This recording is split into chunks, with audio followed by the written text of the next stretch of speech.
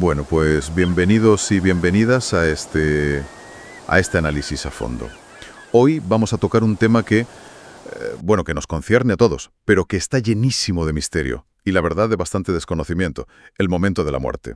Tenemos un documento fascinante que separa lo que es la realidad biológica de las creencias populares y además nos mete en unas costumbres culturales que son, sorprendentes. Así es. El objetivo es mirar este proceso no como un final y ya está, sino como lo que es. Un fenómeno súper complejo, tanto a nivel biológico como cultural. Vamos a ver qué le pasa al cuerpo, qué queda en el cerebro y cómo las distintas sociedades han intentado dar sentido a esta transición. De acuerdo, pues vamos a desgranar esto. A ver, lo primero que el documento deja clarísimo es algo que lo cambia todo. La muerte no es un instante, no es un interruptor, es un proceso. Exacto. Reversible y al final la biológica. Y es que eso es lo fascinante, ¿sabes? Que desafía completamente nuestra idea de... De un interruptor. Claro, de encendido y apagado. Exacto. No es un on-off. La biología es más bien como un sistema que se va apagando poco a poco, en cascada. Fallan los sistemas principales, la circulación, la respiración, y a partir de ahí el resto va cayendo, pero cada uno a su ritmo. Una cascada. Me gusta esa imagen. Y claro, esto tiene unas implicaciones médicas y éticas enormes. Para certificar una muerte, para la donación de órganos. Claro, no es un evento, es un proceso. Y justo cuando empieza esa cascada, aparece uno de los fenómenos más conocidos, el famoso rigor mortis. El documento dice que los músculos empiezan a endurecerse, como a las 3 horas de la muerte, y que esa rigidez puede durar más o menos un día y medio. Exacto. Y aunque suene algo muy misterioso, es pura química. ¿Ah, sí?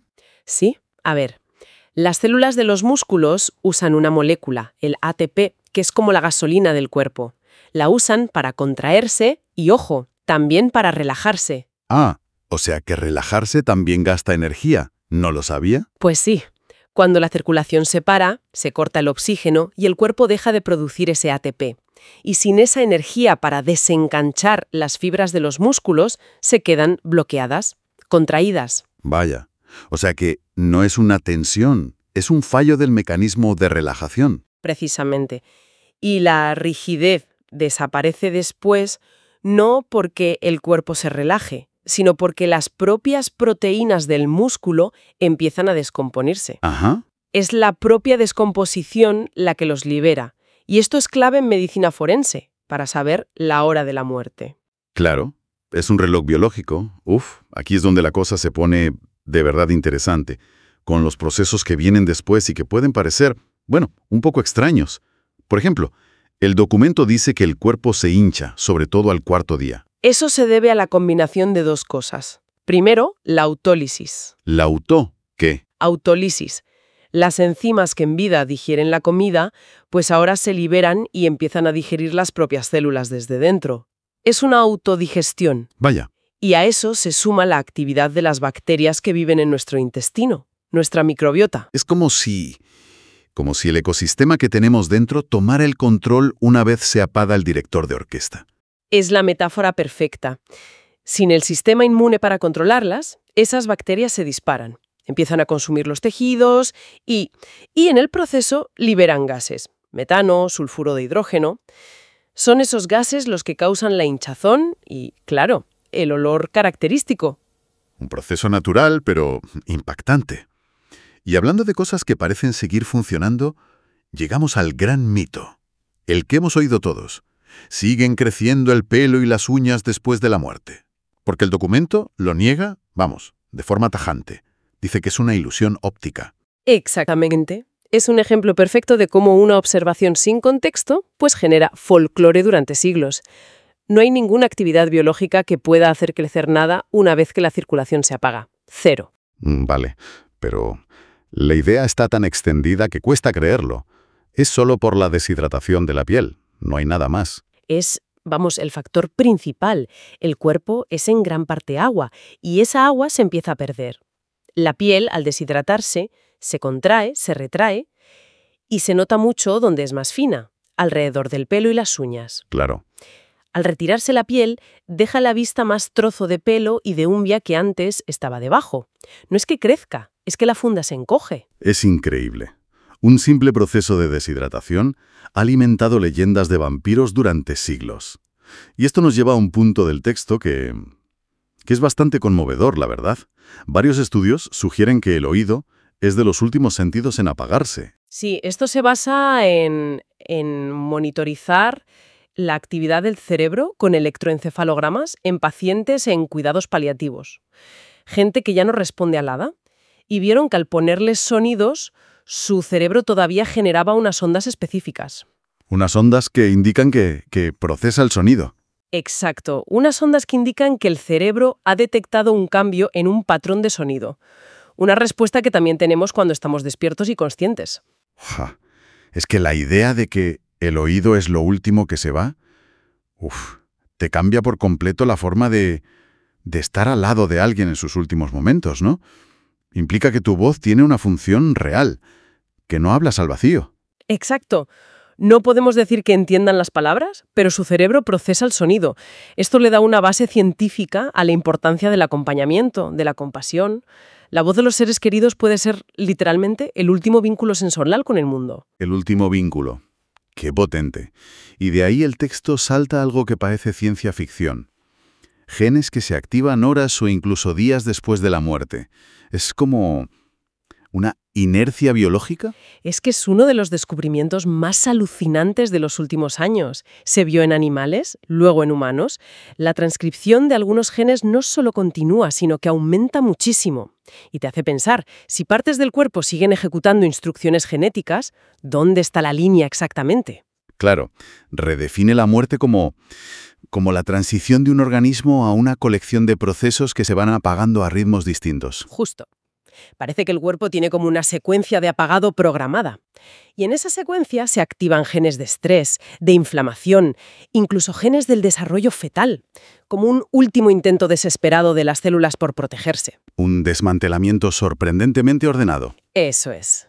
Fascinante. Y me pregunto si existe una inercia parecida a nivel psicológico, porque el documento menciona un caso extremo, el síndrome de Cotard. Gente que cree estar muerta. Es una condición psiquiátrica profundísima y, por suerte, muy rara. La gente que lo sufre tiene la convicción total, delirante, de que está muerta, o de que no existe, de que sus órganos se pudren. Para ellos no es una metáfora, es su realidad. Entonces, nuestra sensación de estar vivos es una especie de construcción del cerebro. Pues de alguna manera sí. Demuestra que sentirse vivo es un proceso neurológico activo y complejo. Cuando los circuitos que integran esa sensación se dañan, la realidad del propio cuerpo se desvanece para la mente. Hay casos de gente que deja de comer porque, si están muertos, no lo necesitan. Es aterrador pensar en esa disociación. Y para terminar con estos fenómenos raros, el documento menciona un detalle más forense, la erección post-mortem. Sí, y aunque pueda parecer morboso, es un fenómeno puramente fisiológico que nos dice mucho. En condiciones normales, el sistema nervioso regula el flujo de sangre ahí. Pero en muertes violentas con daño en la médula espinal, como en un ahorcamiento, esa regulación neurológica se pierde. O sea, ¿qué es la máquina reaccionando sin el piloto? Exactamente. Es un recordatorio muy crudo de que, sin conciencia, el cuerpo sigue siendo un conjunto de sistemas mecánicos que reaccionan a estímulos. Vaya. Bueno, y después de este viaje por la biología, ¿qué hacemos como culturas con todo esto? El documento nos da 2 ejemplos increíbles. El primero, el entierro celestial del Tíbet. La práctica de desmembrar el cuerpo y ofrecerlo a los buitres. Es profundamente simbólico y muy ligado al budismo. Hay una razón práctica, claro. El suelo helado de allí hace difícil cavar tumbas. Pero la razón principal es filosófica. ¿Cuál? Se considera un último acto de generosidad. El cuerpo, que ya es un recipiente vacío, sirve para alimentar a otros seres vivos. Lo devuelves a la naturaleza de la forma más directa. Es una visión, radicalmente opuesta a la nuestra, ¿no? A la occidental. Totalmente. Que nos centramos en preservar el cuerpo, en embalsamar. Exacto, es un acto de conservación frente a un acto de desapego. Para el budismo tibetano, la conciencia ya se ha ido. El cuerpo es una cáscara vacía. Este ritual les ayuda a asimilarlo. Y en el otro extremo, la costumbre victoriana de parar los relojes y cubrir los espejos cuando alguien moría. Fíjate, ahí lo que vemos es un intento de poner un orden humano sobre algo que es caótico. La época victoriana estaba obsesionada con la muerte. Parar el reloj justo en el momento de la muerte es un acto simbólico potentísimo. Significa que el tiempo de esa persona en la Tierra ha terminado. Es como intentar poner un punto final claro a un proceso que, como hemos visto, es súper difuso. Justo eso. Y lo de cubrir los espejos es aún más revelador. ¿Por qué lo hacían? Por la superstición de que el espíritu, al dejar el cuerpo, podía ver su reflejo, confundirse y quedar atrapado aquí en este mundo. ¡Qué curioso! Ambas costumbres revelan esa necesidad humana tan profunda de crear rituales, de tener un guión que seguir en un momento de caos emocional absoluto. La verdad es que hemos hecho un viaje increíble. Desde el nivel celular, con genes que se activan como un último eco, hasta lo simbólico, con rituales para proteger al espíritu. El espectro es enorme. Desde luego, si algo queda claro es que la muerte no es un suceso. Es un proceso que se despliega a nivel biológico, se percibe a nivel psicológico y, sobre todo, se interpreta a nivel cultural. La ciencia desmitifica cosas, como lo del pelo, pero la cultura le da una narrativa, un propósito a esa transición. Entonces, llegadas aquí, me queda una reflexión final. Si la línea biológica que separa la vida y la muerte es más bien un proceso difuso, una cascada, y no un instante.